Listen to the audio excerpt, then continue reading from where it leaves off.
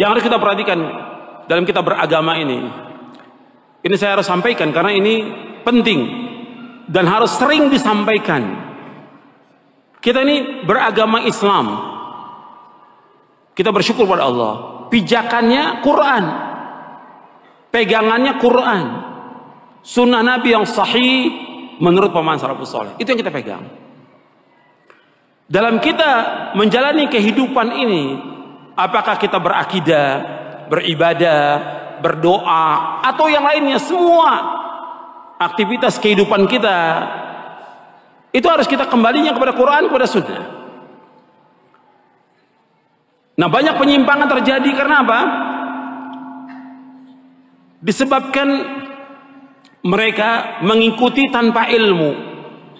Ini yang terjadi dalam beragama, dalam beribadah, dalam berdoa, ngikuti orang, nggak punya ilmu, nggak punya dalil. Dalam kita beragama harus sumbernya dalil dari Quran. Quran sudah jelaskan semuanya ini. Dalilnya mana? Dalam kita beragama, hujahnya mana? Kita nggak boleh ikut apa yang kita nggak tahu. Nggak boleh kita ikut-ikutan kepada orang kalau kita nggak punya dalil. Nggak boleh dalam Islam. Antum lihat dalilnya. Antum catat, antum lihat. Yang pertama dalam surah Al-Isra, surah 17 ayat 36. Allah berfirman, "Wala taqfu ma laysa laka bihi ilmun, inna as-sam'a wal basara wal fuada kullu ulaika kanu anhu mas'ula." Jangan kamu ikut apa yang kamu tidak tahu. Jangan kamu ikut apa yang kamu, karena sesungguhnya pendengaran, mata dan hati akan ditanya oleh Allah. Jadi kita dalam beragama ini jangan ikut-ikutan. Atau yang ngomong itu syekh, yang ngomong itu ustadz, yang ngomong itu kiai, yang kita tanya apanya? Dalilnya mana? Lo antum berdoa seperti ini, antum sholat seperti ini, antum berzikir berjamaah seperti, dalilnya mana? Dalil. Coba antum berusaha sebagai seorang muslim dan muslimah agak kritis gitu. Jangan ikut-ikutan dalam kita beragama. Sebab kalau enggak, kita akan sesat. Kita hidup hanya sekali, dan yang kita inginkan semuanya kita akan masuk surga. Jangan kita ikut-ikutan. Allah melarang kita, jangan kamu ikut apa yang kamu tidak tahu. Minta hujah, minta dalil. Orang ngomong begini, dalilnya mana? Ketika orang-orang Yahudi, ketika orang-orang Nasrani mengatakan kepada Nabi Muhammad SAW bahwa yang masuk surga itu Yahudi dan Nasrani. Kata mereka, Nabi, di depan Nabi SAW, orang Yahudi dan Nasrani mengatakan kepada Nabi Muhammad SAW tidak masuk surga kecuali orang Yahudi dan Nasrani. Bukan Nabi celah atau Nabi tanya. Nabi tanya apa? Dalil. Allah sebutkan dalam Al-Quran, dalam surah Al-Baqarah di ayat 111, surah yang kedua ayat 111. Allah berfirman, wa qalu la yadkhulul jannata illa man kana hudan aw nasara tilka amaniyuhum qul hatu burhanakum in kuntum sadiqin. Allah berfirman dalam surah Al-Baqarah ayat 111. Kalau yang bawa mushaf Al-Quran dilihat benar atau tidak itu. Wa qalu la yadkhulul jannata illa man kana hudan aw nasara tilka amaniyuhum qul hatu burhanakum in kuntum sadiqin. Mereka berkata tidak masuk surga kecuali orang-orang Yahudi atau Nasrani.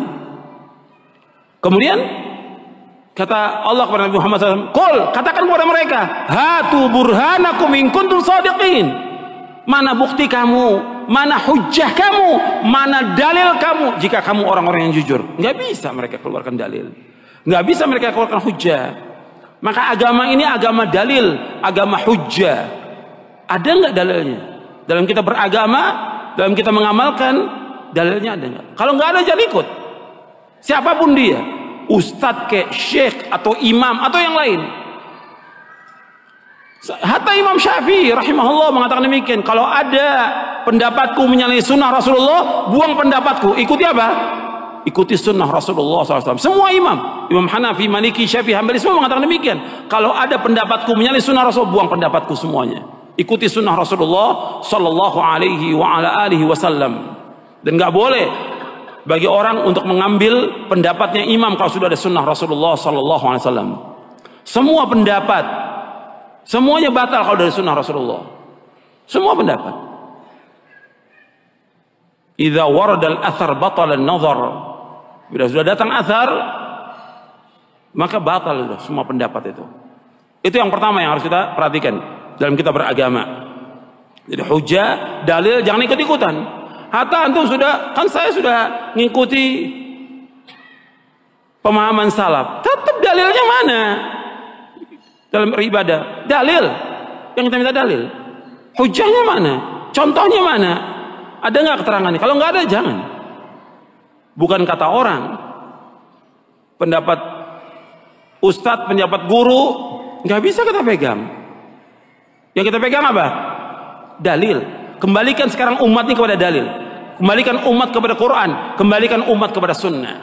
Bukan kepada pendapat kita. Yang kedua, di masyarakat dari zaman nabi-nabi terdahulu, mereka selalu berdalil dengan alasan nenek moyang. Ini kan sudah kebudayaan, ini adat istiadat, ini sudah nenek moyang kita dulu. Dalam kita beragama nggak bisa.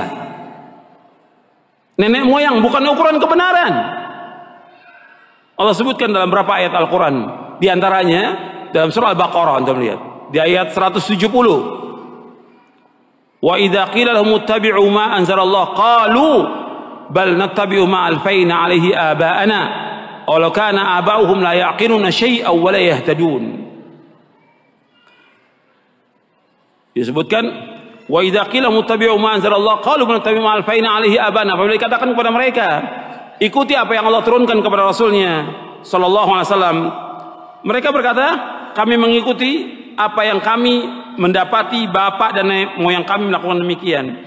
Kata Allah, "Alau kana aba'uhum la yaqiluna syai'an wa la yahtadun."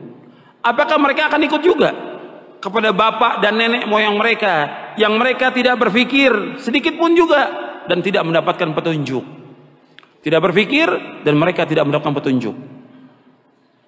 Jadi nggak boleh mengikuti bapak dan nenek moyang, nggak boleh dalam kita beragama. Ikuti wahyu, Quran dan sunnah ala fahmi salaf, bukan nenek moyang. Bukan dari dulu orang-orang tua kita melakukan demikian, nggak bisa. Dalilnya mana dalam kita beragama? Kita ingin selamat dunia, kita ingin selamat akhirat. Kita ingin bahagia dunia, kita ingin bahagia akhirat. Jangan ikut yang akan membawa kepada kesesatan. Yang ketiga, yang sering jadikan dalil oleh masyarakat orang banyak dalam beragama, apakah dia ibadah, apakah zikir, apakah doa, apakah sholat, atau yang lainnya, atau perayaan-perayaan yang Nabi nggak contohkan sallallahu alaihi wasallam, mereka ngadakan. Kata mereka orang banyak melakukan. Orang banyak bukan ukuran kebenaran. Allah dalam Al-Quran nggak pernah memuji banyaknya manusia, tidak pernah dalam Al-Quran. Yang ada celaan dan banyak celaan. Walakin aktsaran nasi la yashkurun, walakin aktsaran nasi la ya'lamun, walakin aktsaran nasi la yu'minun. Banyak sekali Allah mencela. Kebanyakan manusia ini tidak bersyukur, kebanyakan manusia tidak mengetahui, kebanyakan manusia tidak beriman, dan yang lainnya. Nggak boleh kita ikut. Maka Allah sebutkan di dalam surah Al-An'am, surah yang ke-6 ayat 116. Surah Al-An'am surah yang ke-6 ayat 116. Allah berfirman, "Wa in tuti' aktsara man fil ardi yudilluka an sabilillah iyattabi'una illa dhanna wa inhum illa yakhrusun." Seandainya kamu mengikuti kebanyakan manusia di muka bumi, niscaya mereka akan menyesatkan kamu dari jalan Allah. Mereka tidak lain hanyalah menyangka-nyangka, dan mereka tidak lain hanyalah berdusta. Jadi mereka ini hanya berdusta. Jadi Allah sudah sebutkan, kalau mengikuti kebanyakan manusia, kata Allah apa? Yudilluka an sabilillah. Mereka akan menyesatkan kamu jalan Allah. Maka orang banyak bukan ukuran kebenaran. Nenek moyang bukan ukuran kebenaran. Ukuran kebenaran dalil. Ini penting dalam kita beragama, ini sangat penting. Antum catat, nanti antum lihat lagi di rumah, ulangi lagi. Kalau kita lihat kebanyakan agama di masyarakat itu ngikuti orang banyak. Kalau orang awam mungkin kita berpikir karena awam ya, tapi terjadi juga kepada para penuntut ilmu, terjadi juga kepada para ustadz. Kita kok ustadz ngerjakan ini? Ya orang banyak. Kok orang banyak sekarang? Lo antum sekolah di luar negeri kan dalil kan yang dipelajarin. Sekarang ya gimana orang banyak? Rusak agama kalau begitu. Kalau ustadznya sudah ngikutin orang banyak, ya rusak agama ini. Dan ini terjadi yang seperti ini. Ustadznya sudah nggak ngikuti dalil. Gimana apa? Gimana orang banyak? Gimana selera masyarakat? Gitu. Rusak agama ini. Mestinya dia punya sikap dalam beragama. Dia bimbing masyarakat ke jalan kebenaran.